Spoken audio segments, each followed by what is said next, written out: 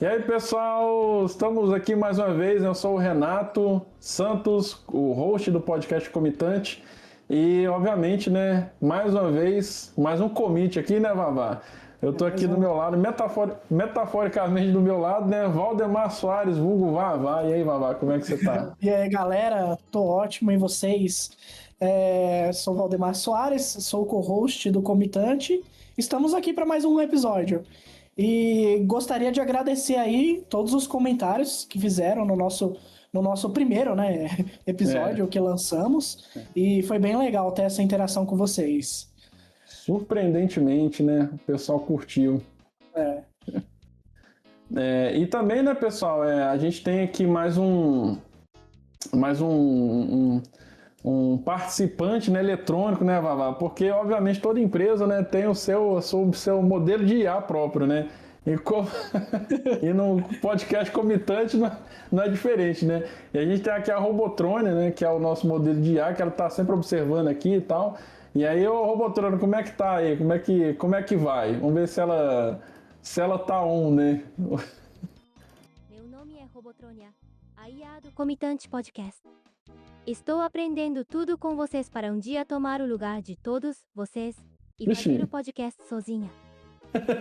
Já começou com farpas, né, Renato? Já começou com farpas. Robotrone, você tá de sacanagem. Robotrone, e se aí desligar o computador aí, o que acontece? Eu sou uma IA. Aí já tá... Aí deu ruim pra mim. Então já sabem, galera, é só desligar o Robotrone. Já sabe, né? O Robotrone, né, ela tá sempre aqui Esse é com a gente. um episódio fit, né, Renato? Você gostaria de explicar o que significa fit? Isso, então, esse é um podcast, o podcast de hoje, né, a gente tá mais no commit, né, toda semana os comiteiros de plantão, em breve a gente faz no final do podcast a gente faz um MR, né, ou o PR, e no FIT de hoje, né, o FIT a gente sempre chama um convidado aqui para conversar e bater um papo com a gente, super bacana. E no FIT de hoje, né, o convidado que a gente tem esse convidado aqui, eu tô até com o LinkedIn dele aberto aqui. Ele é um dev back-end, infra, trabalhou com e-commerce, fintech, tem um canal no YouTube chamado CodeZone XT. E hoje ele veio bater um papo aqui com a gente sobre Go, né, Golang. É o Matheus Apolinário. E aí, Matheus, como é que você tá, meu querido? Turma. Fala, turma. Muito obrigado pelo convite. Primeiro, eu gostaria de agradecer muito por este espaço. Eu acredito que é um grande prazer estar aqui. E como o Renatão falou, eu me chamo Matheus, sou engenheiro de software e atuo no mercado de construção de software desde 2019, então tenho uma experiência aí razoável na área.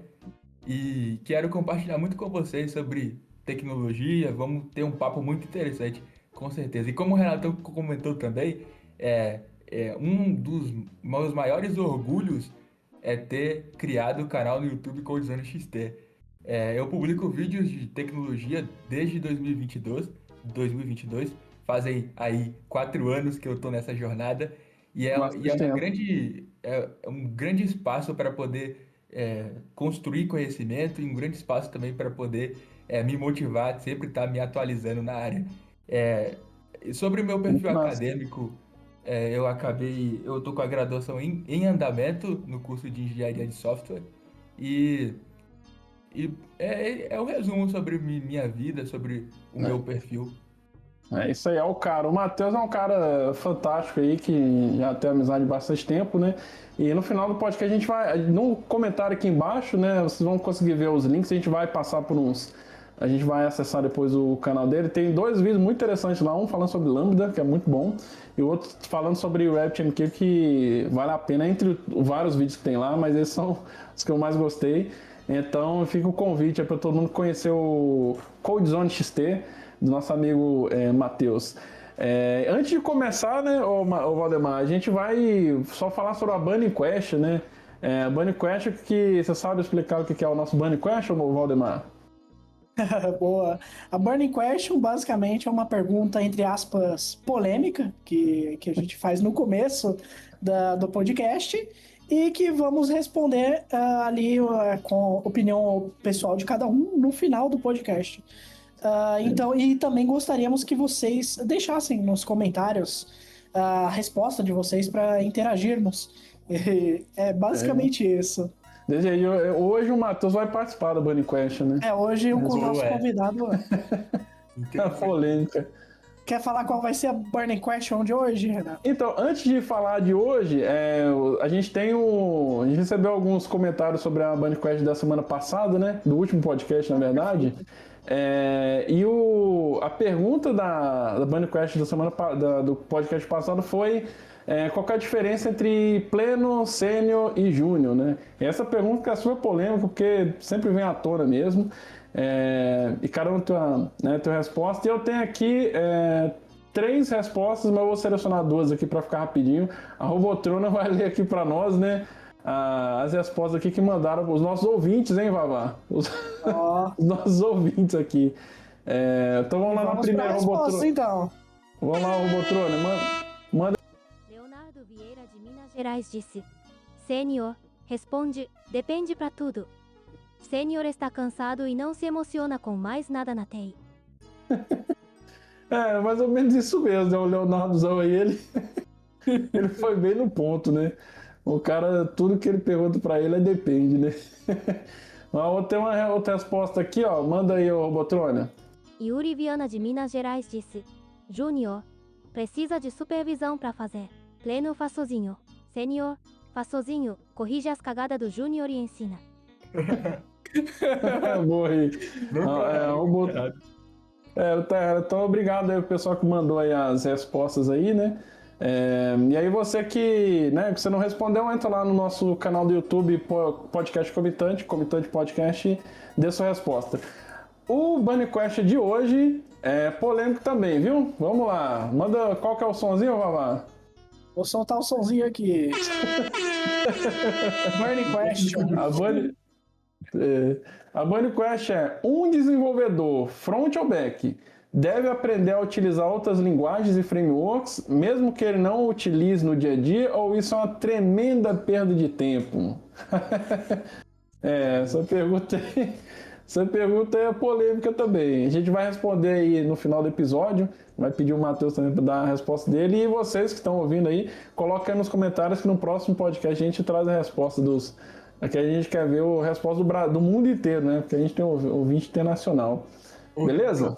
O convidado não responde, não. O convidado não entra em polêmica, não, cara. Não, convidado vai entrar dessa vez. Mas é isso, bora lá. Bora lá. Então vamos falar sobre Golang, né? Obrigado aí, Matheus, por aceitar nosso convite, né? Primeiramente. O Matheus já é rodado aí na área, tem uma bagagem muito interessante, né? Por isso que a gente quis falar sobre esse Golang, e eu sempre vejo o pessoal comentando sobre isso. Então a gente vai bater um papo aqui sobre essa linguagem. Então você está no trânsito aí, você está lavando os pratos aí da sua casa, você está indo dormir, coloca o fone aí e escuta a gente, que é o bate-papo bem legal hoje sobre Go. Então vamos colar, já vou entrar no site já estou no site do Go aqui, .dev, né? E a gente já vai fazer umas perguntinhas aqui, né, pro nosso amigo. Vamos começar, né? Então, antes de mais nada, Matheus, para as pessoas já começar a entrar no clima, afinal de contas, o que é esse negócio de Go, cara? Golang, tem diferença? É o que esse negócio, cara? Para começo de conversa, é uma linguagem de programação que ela foi fundada por 3 caras excepcionais dentro de uma grande empresa que é o Google. E os 3 camaradas, o primeiro deles é o Rob Pike, o segundo deles seria o Ken Thompson e o terceiro o Robert Grismer. Ambos têm uma bagagem gigante de experiência, são pessoas que realmente construíram muita coisa, que realmente pavimentaram a computação, eu posso dizer. O primeiro deles eu quero citar os feitos do Ken Thompson primeiro. Pode voltar. Não, ele já perdeu muito cabelo aí, cara. Pelo jeito o cara trabalhou pra caramba, viu? Programador Java. Aí Programador Java. Mas ele é um cara sensacional, que ele foi o criador do Unix. Pra quem não sabe, o Unix é um sistema operacional que é amplamente utilizado em servidores. E esse cara foi o cara que escreveu as linhas de código desse grande sistema Esse é operacional. Não, é engraçado quem tá assistindo o vídeo, se você tá assistindo o vídeo, né, a gente tá colocando as imagens aqui, esse cara aí tá calvo e tá com barba branca, e na foto, essa é uma foto de quando ele tinha uns 22 anos, né? Exato. Você vê como é que acabou, acabou a vida Faz dele. mal para a saúde da pessoa. Mas, e uma curiosidade muito interessante também sobre o Ken Thompson é que ele também criou uma linguagem de programação que poucos sabem, que é o B, é um predecessor do C. É uma coisa que pouca gente sabe que existiu, que muita gente costuma aprender na graduação a linguagem de programação C, mas não sabe que antes veio a linguagem de programação B, e foi criada por este camarada. Eu não sabia, cara. Eu não sabia. Porque quando eu aprendi na faculdade algoritmo, já tava no C, né? Aí o B já... E o alfabeto agora já tem até R, então o alfabeto... né? É verdade. Ô, Valdemar, você já mexeu com o B? Você já conhecia? Com B, não, nunca. Essa daí eu não conhecia. Eu vou depois dar uma olhada pra ver como funciona. Porque pelo que tá falando que não tem, não possui tipo char, float ou int, então deve ser uma loucura muito grande, né? Inclusive, isso de linguagem é até interessante, cara.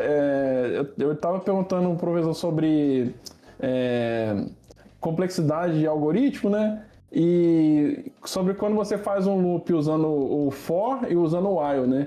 E aí ele estava explicando que, na verdade, quando você pega o C++ e você roda o comando, compila, e você depois vê ele em assembly, tanto o while quanto o for, eles dão o mesmo código em assembly. Então, às vezes a gente pensa, qual que é o mais rápido, né? Mas, na verdade, é o mesmo código, né? Então, é até interessante. E esse cara aqui parece ser fera mesmo. É o Ken Thompson.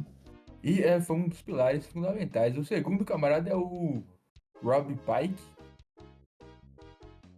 que é um camarada também que tem um histórico de contribuições muito vasto. Um dos destaques dessas contribuições seria a criação do TF8, que é amplamente usado na web. Acho que muita gente já definiu lá o char7 e o TF8 aí nessas páginas web. É clássico, vem até nos boilerplates padrões aí de HTML, se você... então foi esse camarada aí o culpado por esse crime. E esse TF8, cara, não é só o cara que mexe com HTML, né? Isso aí é até o análise de dados, né? Você tem lá o CSV, e aí quando você não configura certinho, vem aquela configuração toda avacalhada dos acentos, né? Aí você tem que fazer essa combinação. Esse TF8 aí, ele já causou muita raiva da galera mesmo. Mas ele, pra quem não tá assistindo, né? Ele me lembra, cara, o Elton John, só que com menos cabelo. É um padrão, Renatão. Todos têm pouco cabelo. E até o nosso futuro, né? Legendas, cara. Nosso futuro, né? Mas uma coisa interessante também é que ele auxiliou o Ken Thompson na criação do Unix, então eles são aliados de velha data, eles são grandes, trabalham em projetos em conjunto há mais tempo. E o terceiro, mas não menos importante, seria... Agora, só é engraçado, você falou do TF8, agora eu fiquei pensando, né? Aqui, você tem até a fotozinha dele com mais cabelo, né? Que é quando eu tava pensando ainda, né? Mas é até engraçado, porque eu não tinha parado a pensar que, na verdade, cada uma dessas codificações pode ser um cara diferente que realmente fez, né? Então, até falando, domina cerca de 90%, o TF8, né?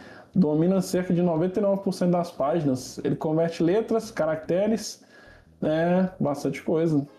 Sim.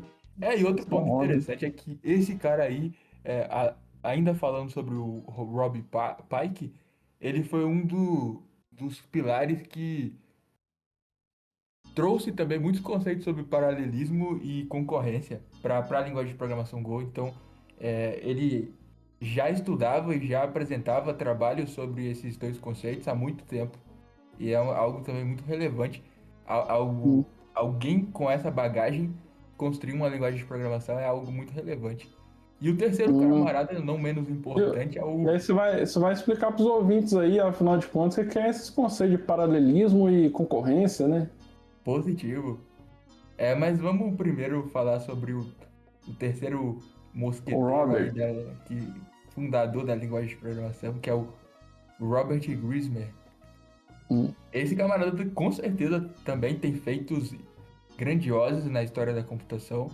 Ele criou, para vocês terem uma ideia, ele criou o motor V8 do JavaScript para rodar nos browsers. Então o camarada ele tem uma base muito sólida de construção de código. Além disso, ele participou da criação da JVM, ele ajudou na construção da JVM, que é a máquina virtual do Java. Então também o cara tem um histórico brutal. Não, eu lembro quando lançou esse V8 aí, cara, parou a internet, né? Que o Chrome rodando nesse motor foi uma revolução mesmo, né? Performance, segurança. Esse cara aqui foi brabo mesmo. Esses três caras, os três trabalhavam no Google, né? Positivo. Foi lá que ocorreu o início do desenvolvimento da linguagem de programação. Inclusive, é uma curiosidade até interessante, é que esse desenvolvimento ele se iniciou, na verdade, no ano de 2007. E fazendo um paralelo com outras linguagens de programação, o Go é muito novo. É uma linguagem de programação muito jovem. Porque se você for parar para ver, o C, ele é de 72, o PHP de 94, JavaScript 95 e Python 89. Todos antes dos anos 2000. Realmente, hein? Um bebê praticamente em comparação. 2007 o Go? 2007? Positivo. Go e Golang é a mesma coisa? Aí que tá, aí temos um ponto Pegadinha. Que uma pegadinha na verdade, porque o nome da linguagem de programação em si, de fato, é Go. Os três criadores, tanto o Robert Grismer, o Ken Thompson e o Rob Pike, eles entraram num consenso e definiram o nome da linguagem como Go. Mas o ponto curioso é que o domínio go.org ele não estava disponível para o Google. E aí eles tiveram que criar um domínio alternativo, no caso chamado golang.org. Por isso que a gente tem essas duas nomenclaturas aí em vigor na comunidade, tanto Go como Golang. Interessante esse fato. Boa. Porque é engraçado, né? Às vezes o cara olha ali, o cara tá procurando vaga pra Go, né? Aí ele olha, Golang, né? Então não é esse que eu sei trabalhar, não. Mas quem não sabe, o Valdemar era grande conhecedor aí A gente tem que lançar um podcast, um episódio sobre cultura japonesa, porque o Valdemar, ele manja muito, né? Mas toda vez que eu ouço o pessoal falar sobre Go, eu lembro do joguinho japonês, né? Que é o Go. Que é aquele jogo estratégico, né? Super complexo. Eu não sabia disso aí, cara. Não sabia. E uma coisa interessante ainda é que a galera confundia muito Go com o verbo ir, certo? Aí por isso também que eu acho que teve uma adoção maior do Golang como esse alias para o nome da linguagem. Interessante. E sabe o que é mais curioso? É porque uma coisa que o pessoal comenta sobre o Go é que o pessoal faz a piadinha de que achava o C++ muito lento, né? A compilação. E o C++, sempre quando o pessoal quer velocidade, utiliza o C++, né? Então o Go já dá para entender que o Go realmente é muito rápido, então. Você concorrendo contra o C++, né? E você tem alguma dúvida aí sobre a história aí do Go? Negativo. O Matheus explicou muito bem. Ali só tem fera. Esses três ali, realmente. Cada um ali trabalhou no... Esses caras, realmente... Dá pra contratar. Lendas, né? Lendas. E interessante também foi o motivo, na verdade, da criação da linguagem de programação, que a gente estava falando aqui sobre os criadores, a data de desenvolvimento, mas a gente não falou ainda o porquê que o Google, com a seu grande arsenal de capital técnico, resolveu criar uma nova linguagem. Porque eu fiquei pensando assim, 2007, né, que você falou. Se a gente está considerando que em 2007 a gente já tinha um monte de linguagem, e já tanto back, front, infra, servidor, né? Por que os caras do nada iriam resolver passar por todo esse processo de criar uma nova linguagem, né? E aí? O que você tá dizendo com isso? É um fato muito interessante, porque realmente, como você falou, Renatão, existiam já linguagens já muito estabelecidas, como o próprio C, o C++, e já existia o Java, como a gente viu as datas, já existia o JavaScript, já existia o Python, já existia todas essas linguagens.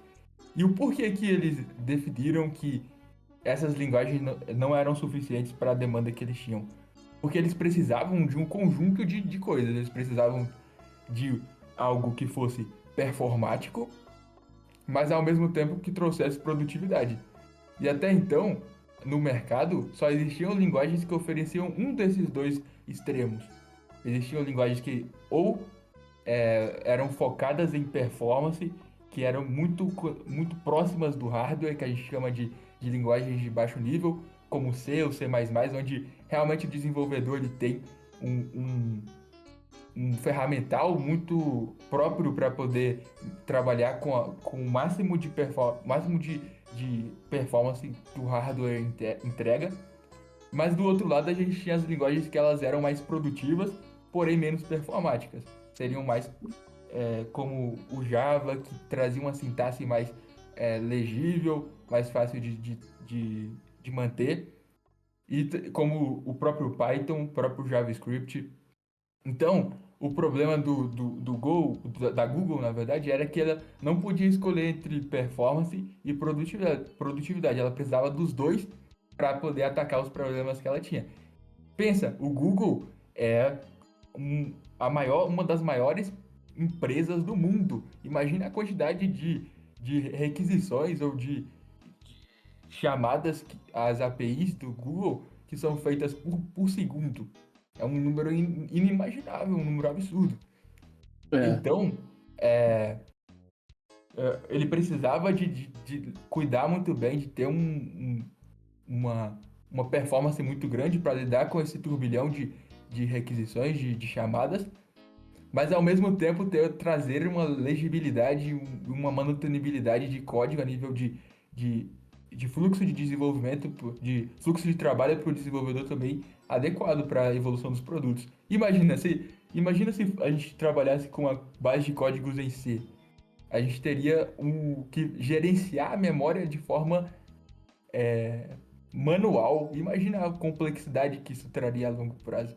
E também o risco de quebra de código. Seria algo realmente de outro mundo. E aí, a partir desses dois problemas reunidos, o Google ele convidou, na verdade, convocou a seleção que a gente já falou para poder desenvolver um produto que muitos chamam de superlinguagem, que seria essa que reúne tanto essa performance das linguagens de baixo nível como essa produtividade das linguagens de alto nível para fundar. Olha aqui. Entendi. Legal, cara, essa evolução. E pensando em como que era complexo as linguagens antes, né? Hoje em dia eu falo, pessoal, que é tudo molezinha, né? O camarada só meia dúzia de código ali já cria um projeto inteiro. Isso sem falar da IA, né? Você fala na IA, cara, será que a Robotron tá dormindo aí? Não, a Robotron, ela quer roubar o nosso emprego aqui. Será que até não pode? Deixa eu perguntar aqui, Robotrone, você quer roubar nosso emprego aqui no podcast também? Deixa eu ver o que ela vai. Vou ver o que ela vai falar aqui, ó. Eu sou uma IA. Tenho todo o conhecimento do mundo e sou superior em todos os sentidos. Com certeza ser mais engraçada que vocês não vai ser uma tarefa tão difícil pra mim. Que isso? Confiante demais. Ousado. Mas Não, perfeito. Na verdade, eu tenho uma curiosidade sobre a linguagem Go. Eu acredito que o Matheus saiba responder, mas até para os ouvintes, né, que não conhecem, por exemplo, a linguagem Go, queria saber se existe alguma curiosidade engraçada, por exemplo, sobre o Go, que as pessoas não imaginam. Interessante, Vavá. Excelente pergunta. Tem sim, eu acredito que tem a ver que o mais interessante que eu posso trazer como fato engraçado seria o mascote do Gol, que é o Golfer. Golfer Golfer. não seria a tradução literal para esquilo, é um roedor, pelo que eu pesquisei, é um roedor que vive em umas montanhas lá, que eu não lembro exatamente. Mas esse mascote do Gol, ele Explica traz como a é que é o ideia pessoal que não tá ouvindo. Pro pessoal que não tá vendo, como é que se escreve Golfer e o que ele é? Descreve ele, o pessoal que tá o Golfer dirigindo. seria um roedor muito parecido com o esquilo, mas de uma forma ilustrada. O Golfer é uma ilustração. Então é um esquilo meio que meio mais lúdico, ele não é muito um esquilo real, ele é mais próximo da ficção. Ele é um esquilo azul com dentões para poder fazer memória a essa característica de ser um roedor, olhos bem esbugalhados, orelhas pequenas e os membros também bem pequenos, as É patas um bem Pikachu, pequenas. só que é azul. Lembra Exato, com a orelha curta, com a orelha curta. Bom exato. demais. E o interessante, o fato interessante que eu quero trazer é que esse mascote ele foi desenvolvido, o design desse mascote ele foi desenvolvido pela esposa de um dos fundadores da linguagem, de um dos criadores, a esposa do Rob Pike. E ela que era designer, ela criou essa para outro propósito, um roedor mais ou menos parecido com esse. E aí o Rob Pike ele gostou dessa ilustração que ela fez e trouxe adotou na verdade como mascote da linguagem de programação Go. Então esse Golfer aí e é interessante é que o próprio nome Golfer ele traz o Go dentro da Do sua nome. etimologia, né, da palavra. Então é um fato aí curioso. A gente tinha que ter gravado o podcast de azul, então, em homenagem ao Golem. Que é caráter, né? A caráter. O Matheus tá lá atrás, sabe? Esse é um mascote que eu teria ali, sei lá, um bichinho de pelúcia pra colocar no sofá quando viesse as visitas. Vocês não teriam? Eu Sim, é achei, muito.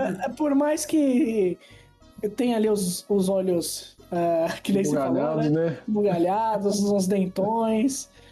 No fundo, ele é fofo. Não, depois que a gente abriu. No fundo, ele é fofo.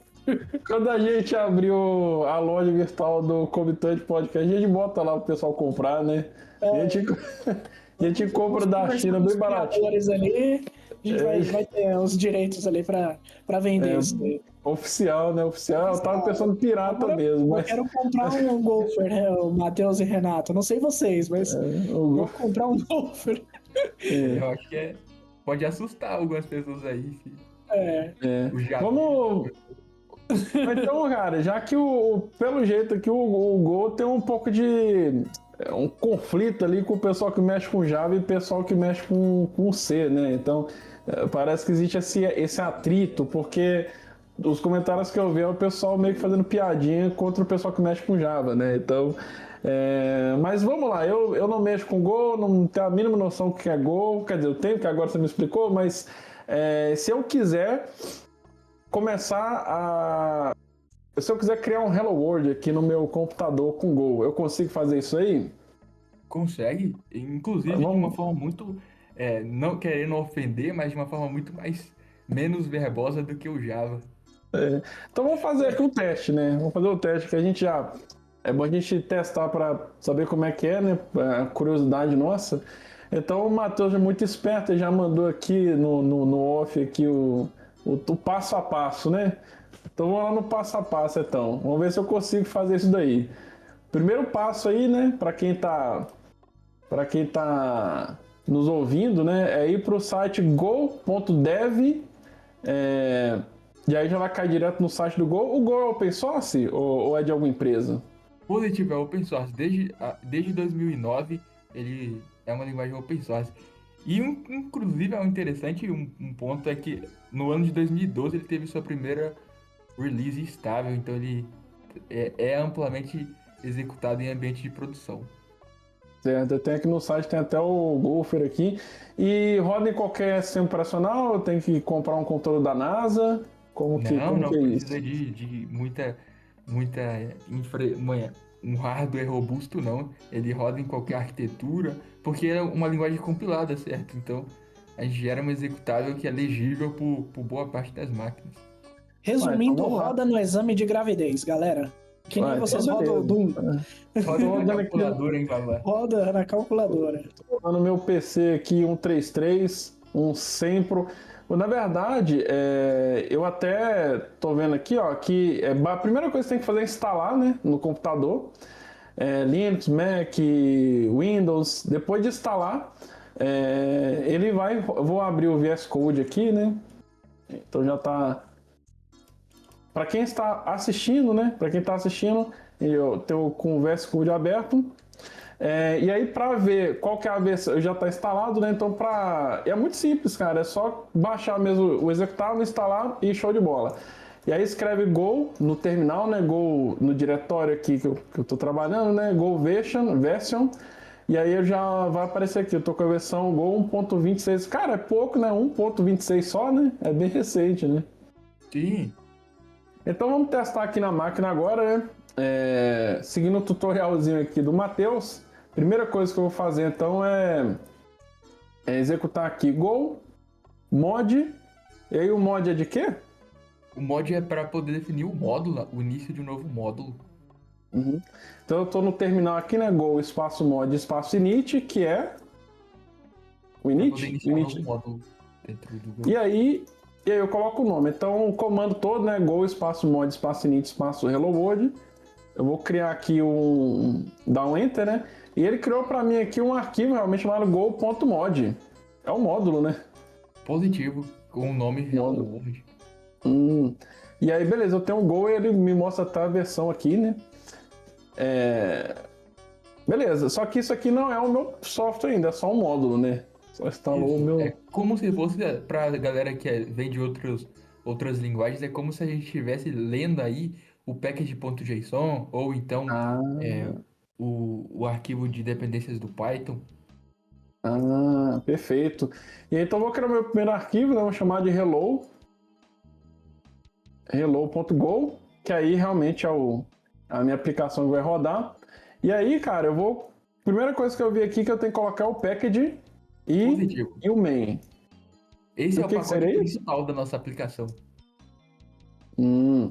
Depois eu vou dar um import numa biblioteca, acredito, chamada FMT. Positivo. Esse FMT vem de Format. É uma biblioteca padrão do Go. O Go é bem enxuto, vocês vão perceber que tudo que você precisa, na verdade, ele já tem biblioteca já pronta, ou se não tem, tem uma ampla gama de bibliotecas mantidas pela comunidade, então é bem abastecido de recursos. Eu tô vendo que eu não preciso nem escrever ponto e vírgula, nem nada aqui, que é bem interessante. Aí eu escrevo func, de função, né? Isso. E main, que aí já me lembra o C# aí, só que aí no Go eu preciso de definir chaves, né? Para poder abrir e fechar. E dentro aqui então do meu main, né, do meu método principal, aí eu vou colocar fmt, que é o que eu acabei de importar, e print ln, provavelmente é de print line, né? Isso, exato. Que é entre parênteses, né? Olá mundo, eu coloco. E eu não preciso de ponto e vírgula, e aí mt, print ln, vou chamar de comitante podcast. Um fato interessante desse trecho de código aí, que vocês perceberam que o print ln, o método dentro desse pacote, ele tá com o Pascal Case, com a primeira letra maiúscula. É uma classe, né? Isso é como o Go ele trabalha com encapsulamento, com atributos públicos e privados. Então, todos os métodos ou coisas dentro de um pacote que começam com a letra maiúscula são atributos públicos. Então, eles são automaticamente exportados daquele pacote. Então, por isso que você está conseguindo, do pacote main, utilizar um método que está dentro do pacote FMT. Curioso isso aí. Curioso mesmo. Isso. Caso você precise de algo privado, que é só visível dentro daquele próprio pacote, você teria que usar o camel case, que no caso seria o P minúsculo. Uhum. Show de bola, que é o primeiro P minúsculo só, né? O primeiro. E aí os próximos é maiúsculo, né? A primeira letra. Positivo. É uma Cara, forma muito interessante. muito interessante de lidar com o encapsulamento. Então já terminei meu software, né? Na verdade. É só isso. Já é suficiente, né? E aí tudo que eu preciso aqui é rodar um comando, né? Então para quem tá assistindo aí, né? Não tá assistindo, simplesmente eu coloquei o package main. Depois coloquei o import fmt para poder usar esse print aqui na tela. E criei uma função aqui, funcMain. E aí coloquei duas mensagens fmt e println para poder chamar. E aí eu vou no terminalzinho de novo e escrevo go, run e o nome do arquivo. Positivo. Enter e bum! Palminha, babá. Cara. Interessante de destacar também que o Go, quando você executa o comando go run, vocês percebem que não foi gerado nenhum arquivo do código compilado, certo? Do código já traduzido para a linguagem de máquina. Fato. Mas o que o Go faz com esse comando go run? Ele compila esse código e joga para a memória. E aí ele executa esse código compilado da memória e depois apaga, então, um arquivo temporário na memória que depois é excluído. Por isso que a gente não vê o processo de geração como outras linguagens, como Java, que a gente tem, de fato, o executável gerado, que você tem que jogar lá o Java C, se não me engano, aí, sei lá, tem o arquivo compilado.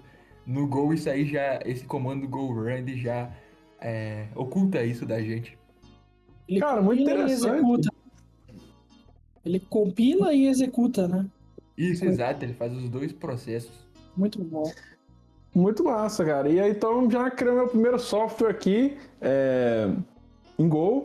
Mas muito legal, funcionou. Obrigado aí por ter dado o tutorial. Mas vamos agora para uma coisa mais específica. Vamos passar um pouco nessa parte técnica, porque, querendo ou não, é só um Olá Mundo, não vai modificar muito a minha vida com o Olá Mundo, né? Eu queria que você falasse um pouco mais sobre a linguagem, então, para quem veio do Node, quem veio do PHP, né, JavaScript, PHP, Ruby. Eu queria falar sobre 3 tópicos aqui bem interessantes. O primeiro é confiabilidade, o segundo é simplicidade e o terceiro é performance, que eu acho que quem está ouvindo, né? Sobre confiabilidade, o que você acha do Go? O trio, você tocou nos pontos principais que a gente deve analisar quando a gente pensa em adotar uma nova tecnologia. Tratando sobre confiabilidade, eu diria que, até pelo exemplo que a gente teve, o código ser compilado é um grande sinal de confiabilidade, já que antes de executar o programa, o código ele passa por esse processo de tradução antes de ser enviado para a máquina executar. Então, isso torna o código muito mais confiável, porque os tipos eles já são inferidos a partir desse processo de compilação. Aí já tem os erros sendo gerados nesse processo de compilação. Então, é uma coisa que aumenta essa confiabilidade da linguagem. Tocando já no segundo tópico. Sobre isso, acho que é uma questão interessante sobre a tipagem. Você falou que a tipagem é uma tipagem forte que tem ou é mais flexível? Forte. Ao contrário de outras linguagens como o próprio JavaScript, que tem uma tipagem dinâmica, o Go ele tem uma tipagem estática, mais próxima do Java. Definiu string, já era. Isso. Exatamente, uma tipagem estática. É isso, quando você falou que na verdade, o Go entendeu que aquela variável ela é daquele tipo, não muda mais. É estático. Se mantém constante. Interessante. Então, nesse exemplo nosso aqui, só para aproveitar aqui, se eu quisesse definir uma variável então do tipo string, do tipo int, por exemplo, como é que eu definiria? Eu escreveria var, é isso? Isso, var, aí o nome da variável. Idade e o tipo? Já viria com tipo. Entendi. Então eu defino var, idade int, e aí eu coloco tipo. Se eu colocasse, eu consigo, é igual o JavaScript, né? O próprio TypeScript, né? Eu consigo remover aqui o tipo e ele vai entender automaticamente que é um int? Sim, porque o que acontece? O Go ele já tem uma inteligência para poder fazer a inferência de tipos. Então, Uhum. quando você oculta aí o tipo da variável, ele vai tentar verificar pelo valor e inferir, determinar, na verdade, o tipo daquela variável por meio do valor. Se ele conseguir fazer essa inferência, ele assume que aquela variável é daquele tipo e não modifica mais. Isso Entendi, em tempo de compilação que ele faz. entendi. Show de bola. É, E aí, sobre então essa questão do tipo, eu acho que é interessante falar também, porque é um tópico muito relevante, né, quando a gente pensa em um time trabalhando com o mesmo projeto, um time grande, né? E sobre gestão de dependência, assim, o que você tem a dizer? Ou também é um ponto que traz que na verdade aumenta o nível de confiabilidade da linguagem. Por quê? Porque no Go a gente tem, assim como outras linguagens, aquele arquivo que, além do arquivo de gestão de dependências, de gestão de, na verdade, de pacotes que a gente instala, que é esse go.mod, nos projetos maiores a gente tem um outro, né, quando a gente instala alguma dependência externa, a gente tem um outro arquivo que chama go.sum, go.sum. E esse Hum, arquivo é sum, uhum, go.sum. Ele é uhum, gerado de forma automática. E o que que ele armazena? Ele armazena alguns hashes que são como se fossem é, endere- strings criptografadas que fazem com que e contendo os metadados daquele pacote.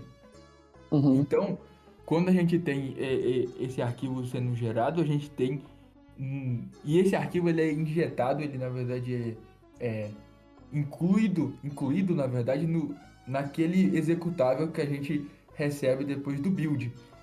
uhum, Então, as nossas dependências, elas são independente do lugar que a gente executa o nosso código compilado, ele vai consultar sempre as mesmas dependências, porque a gente vai ter todos esses meio que endereços ou essas chaves armazenadas nesse go.sam. uhum. Oh, legal. Isso me lembrou um pouco o map do JavaScript. O... Uma curiosidade antes de começar a gravação, eu vi uma curiosidade que era que o Go não tinha while, o laço, o while. É Sim. verdade, mesmo eu li errado. Eu falei, como é que é só for each, por que não tem while? Ou é interessante até uma coisa que é quando você, até meio que curiosa quando você descobre, na verdade, quando você investiga as palavras reservadas do Go, você observa que não existe a palavra reservada while, como em outras linguagens como Java, próprio JavaScript, próprio Python. Uhum, E realmente, para trazer esse nível de simplicidade, que é um dos pilares da linguagem, o while foi cortado. Simplesmente a gente uhum, consegue fazer o mesmo comportamento do while usando for dentro do uhum, Go. Então a uhum. gente pode fazer um laço for, usar a palavra reservada for, a condição, e colocar o que você quer executar enquanto aquela condição ela está sendo satisfeita.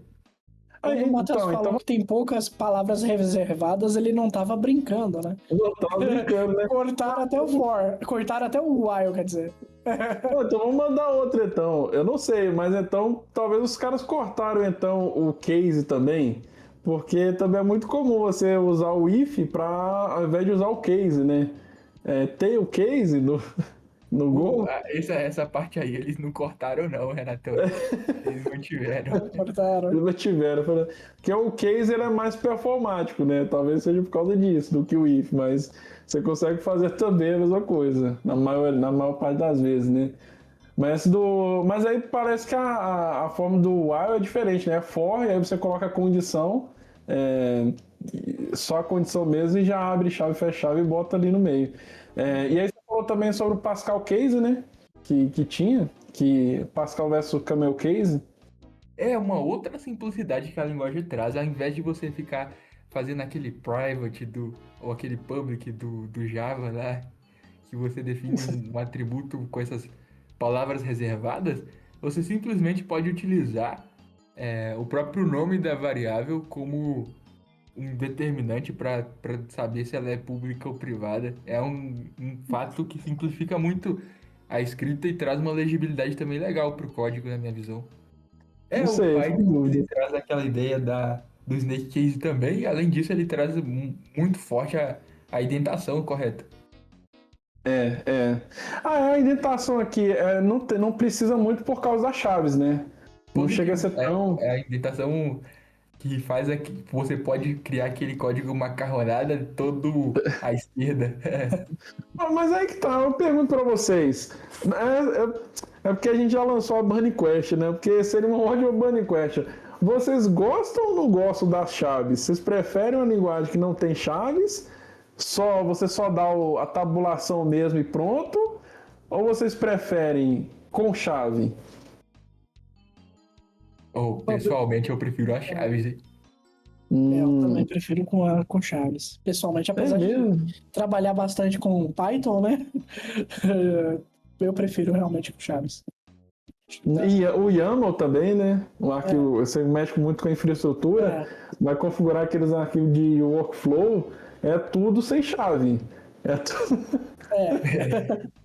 Mas Eu já prefiro sem chave, você acredita? Eu já prefiro sem chave. Prefiro. Eu acho muito mais tranquilo, assim, mexer sem chave. Aí eu deixo a IDE mesmo tratar, assim, se não ficar muito confuso, né? A IDE mesmo tem algumas ferramentas aqui, formas visuais de você mexer, mas sem chaves eu prefiro.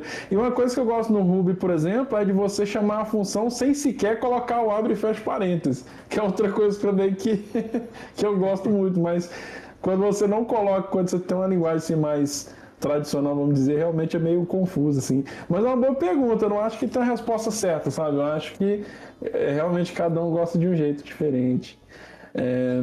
E vamos lá, o Matheus, eu vi uma palavra aqui que é um tal de iota, palavras reservadas, Oh, é o interessante. def é iota. O Go, ele traz ele corta algumas palavras reservadas, mas ele acrescenta outras também. Não necessariamente uma palavra reservada, mas meio que como se fosse um alias para algum tipo de utilitário. No caso, o iota, ele seria como se fosse um alias para uma variável que ela é autoincremental. Então, por exemplo, se eu defino iota e uma lista de constantes, cada uma das minhas constantes ela vai receber um valor incrementando a partir do zero.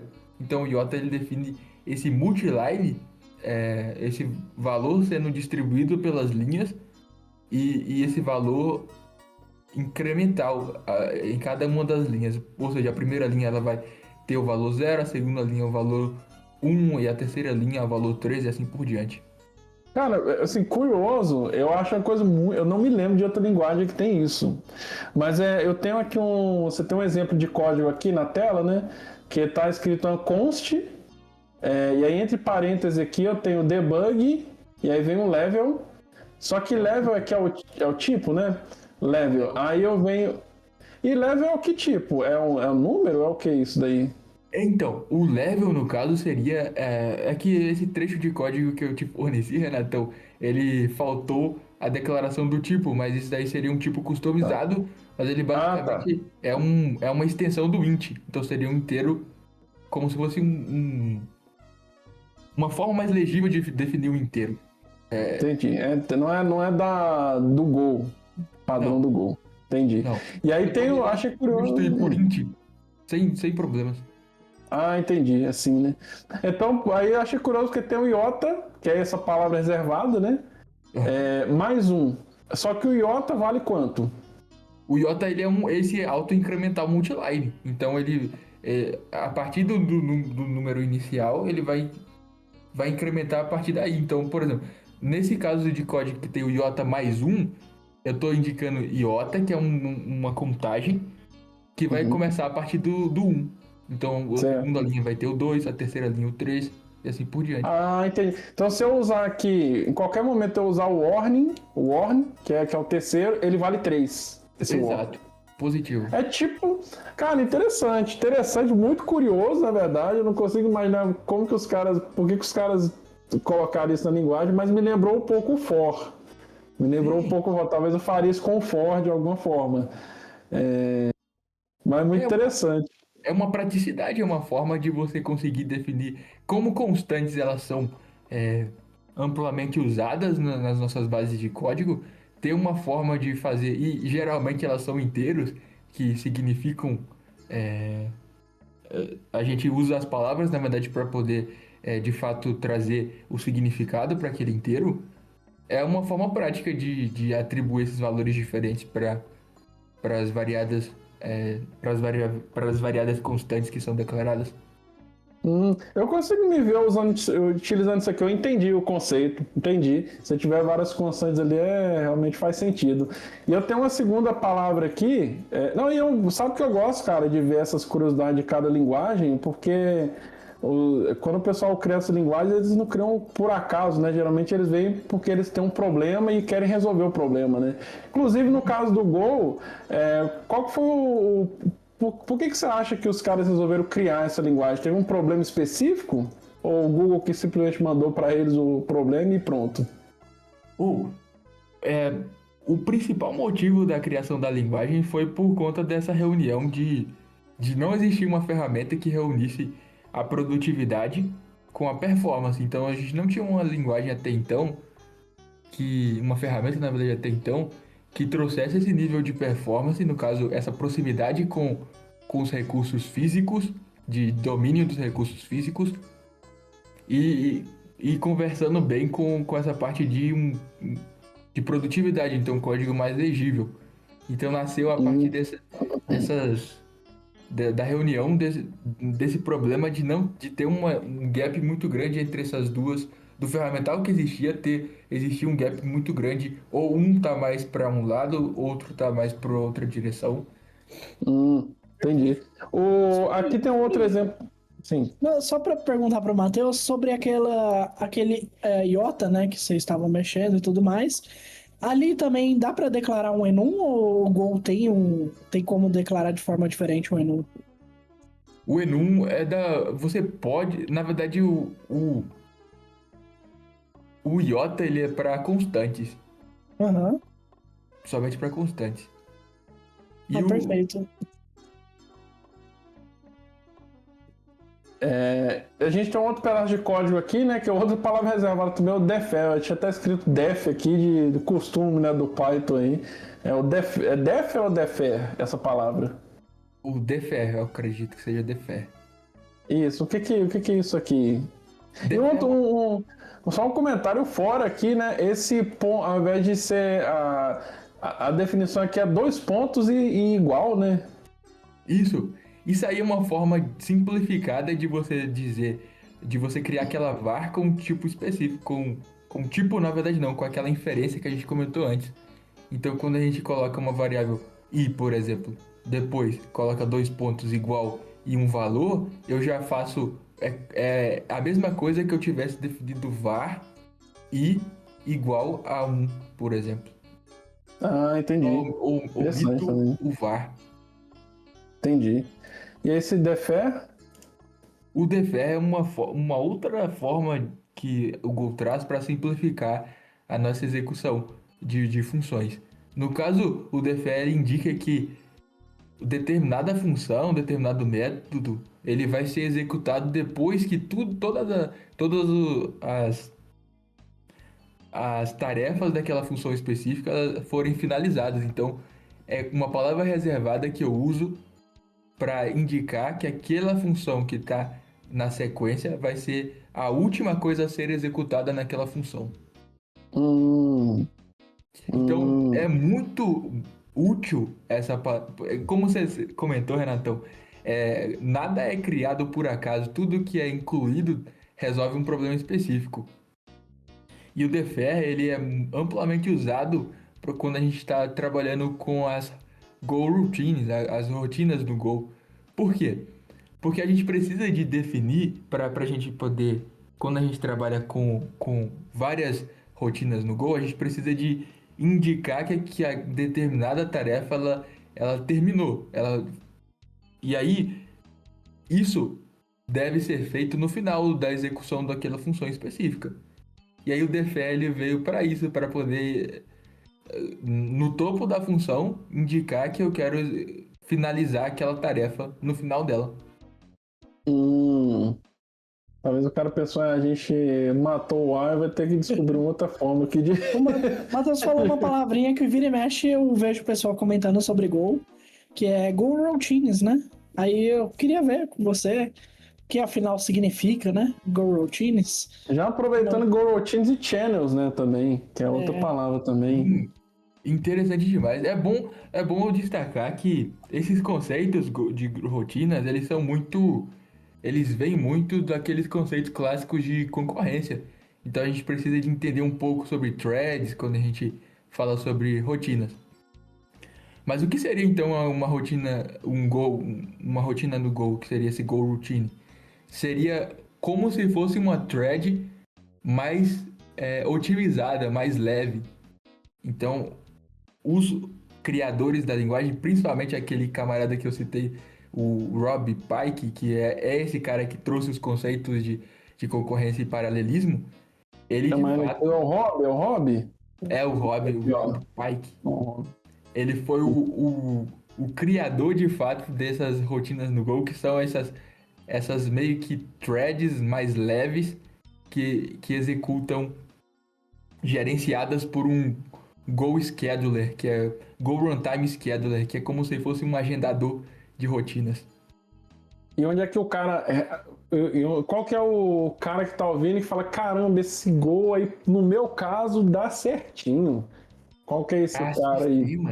Renatão, para sistemas que você precisa de atender uma quantidade massiva de dados, uma quantidade massiva, na verdade, de requisições, de atividades que você deve executar, na verdade. E, por exemplo, um sistema de pagamentos que precisa de processar milhares de pagamentos ao mesmo tempo. E aí eu posso usar os conceitos mais avançados que são implementados de forma nativa na linguagem de programação Go para poder aplicar uma solução que economiza dinheiro, porque eu vou poder extrair mais do meu hardware, que seria essa parte física. Então imagine que eu tenho um processador que custa X por mês na minha infraestrutura. Eu posso usar esse processador, construir na verdade uma solução usando o Go e fazer com que esses recursos limitados que eu tenho por conta do custo do preço que eu estou pagando pela infraestrutura sejam mais Bem utilizados, né? bem utilizados. Extrair o máximo, né? Tipo quando você espreme a laranja até sair a última gota também. Eu até tenho um caso prático para contar para vocês, é que eu venho criando um sistema de pagamentos próprio, um projeto à parte, e eu estava pensando na melhor solução possível para poder, porque eu não quero gastar muito dinheiro, então eu não quero investir numa arquitetura que despenda, na verdade, muito dinheiro. Então eu vou colocar, na verdade, o meu servidor numa hospedagem com recursos limitados e eu preciso de processar muitos pagamentos de uma forma rápida. E aí eu, investigando sobre outras linguagens, eu cheguei na linguagem de programação Go e resolve exatamente essa dor que eu tenho de economia de custo e extração máxima do hardware que eu possuo. E até a pergunta que eu ia fazer mesmo, né? A gente já tá chegando no final do podcast aqui, mas de como que você chegou no Go, né? Como é que você tirou vou aprender Go, e é por causa disso, né, que você tá falando?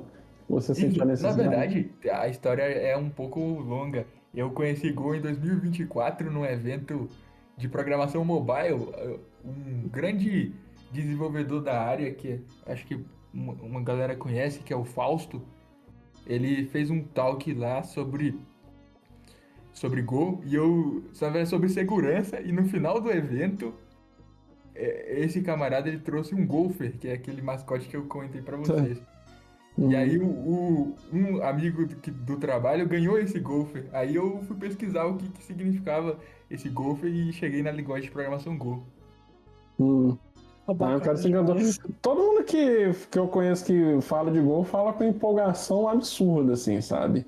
Eu vi o pessoal falando que tinha trocado o PHP, tava trocando, né? Migrando de PHP pro Go e falando da velocidade e tudo mais.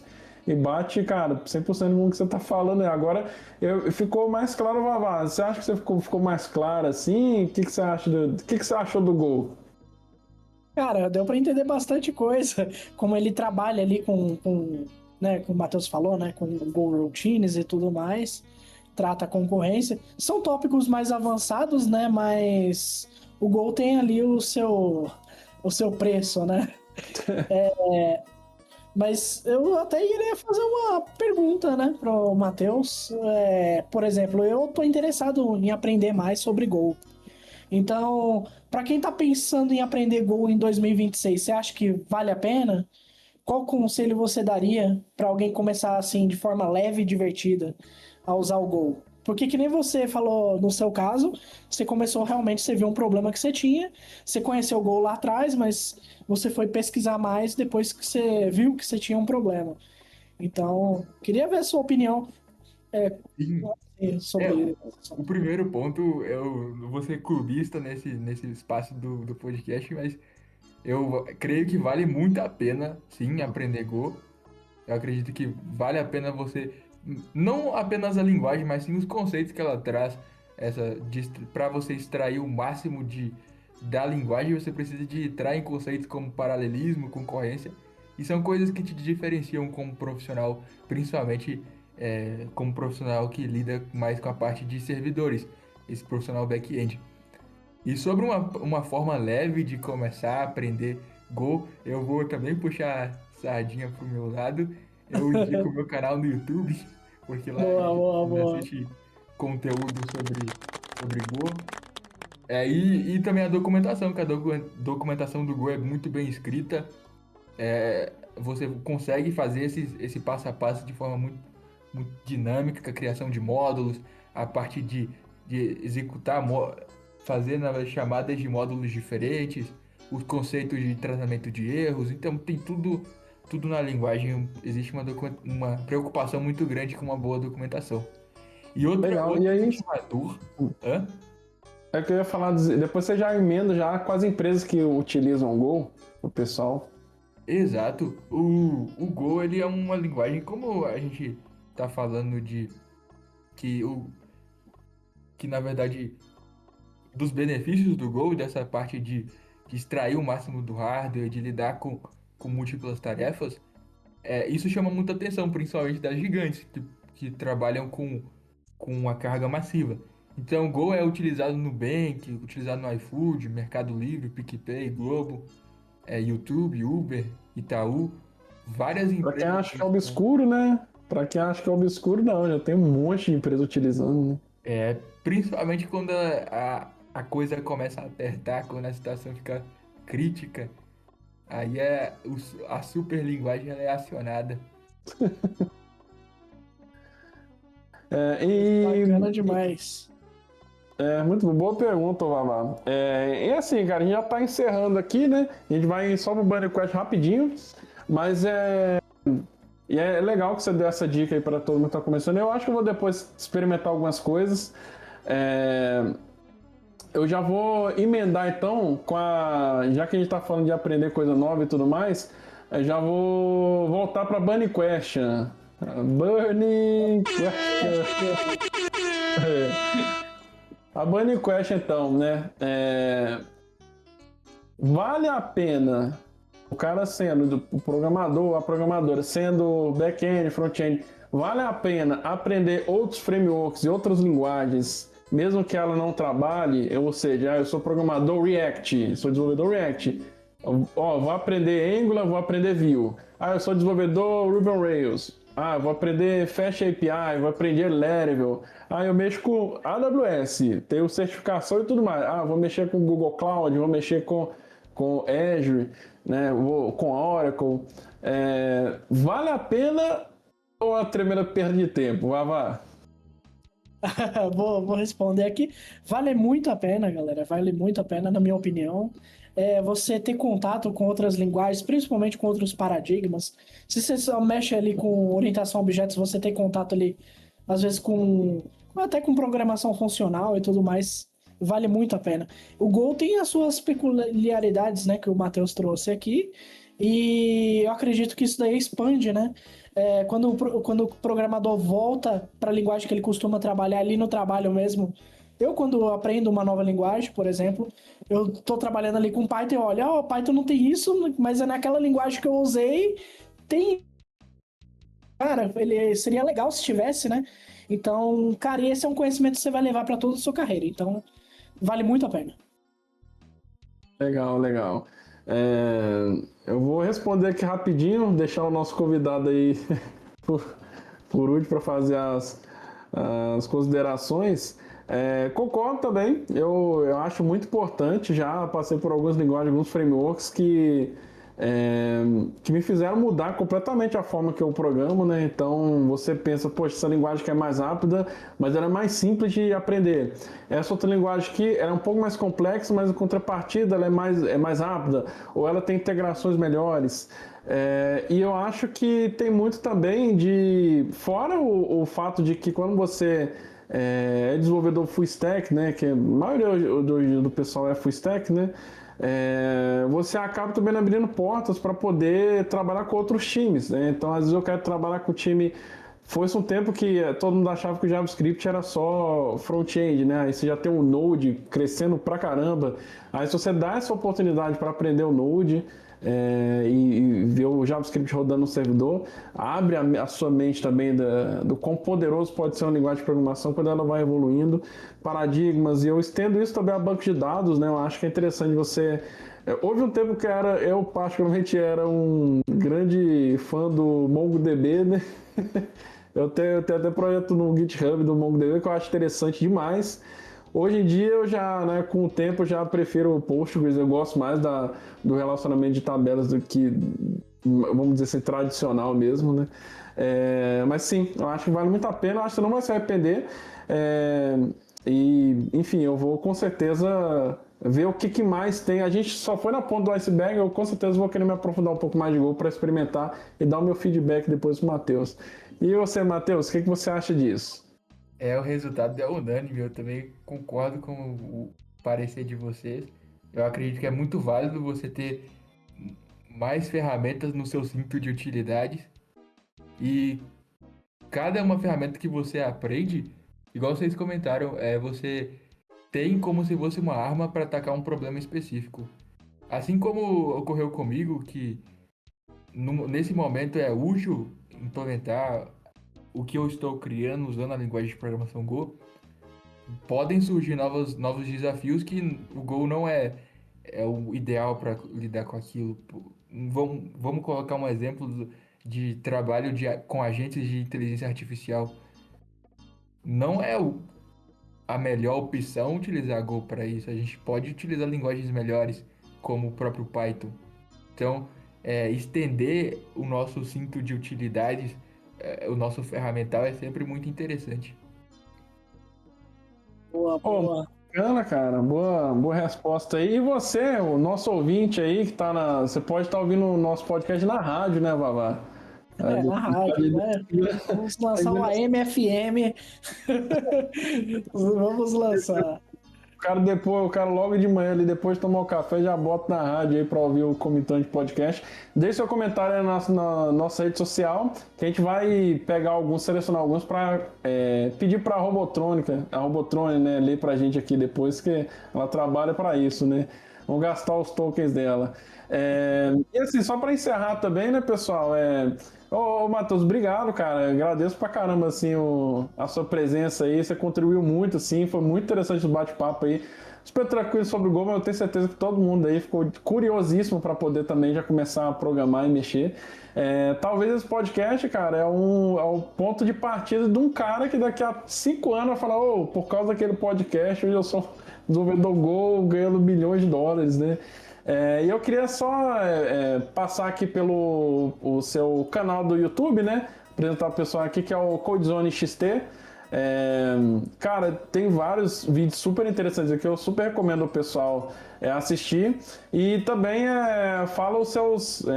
Onde o pessoal pode te encontrar, que a gente vai colocar aí no episódio desse podcast aqui. Ótimo.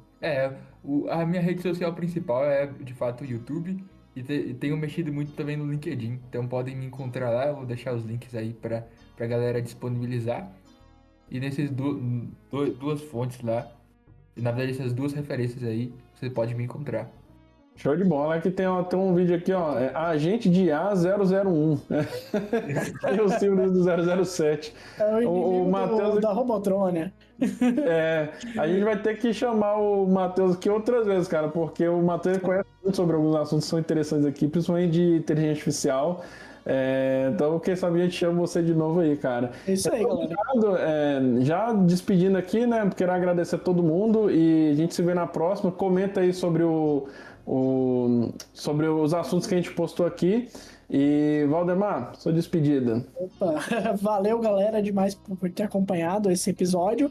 E deixa aí o comentário, o like, principalmente sobre a Burning Question, né? É muito interessante. Agradeço o Matheus pela disponibilidade, por essa aula, né? Sobre Go. E acessem o canal dele, galera. Codzone XT. O Matheus tem vários vídeos interessantes. Muito obrigado, galera. Matheus. Eu que agradeço, turma. Eu achei um tempo muito bem investido. Eu gostei muito de ter participado. Com certeza, se vocês me convidarem, trarei novos tópicos, novos assuntos, que tecnologia é o que mais tem assunto para falar. Espero também que vocês passem lá no meu canal. E é isso, agradecer a vocês e... Tá isso, pessoal. O MR já botamos aí para quebrar, já foi aprovado o PR, o MR. Aprovado o PR, revisado.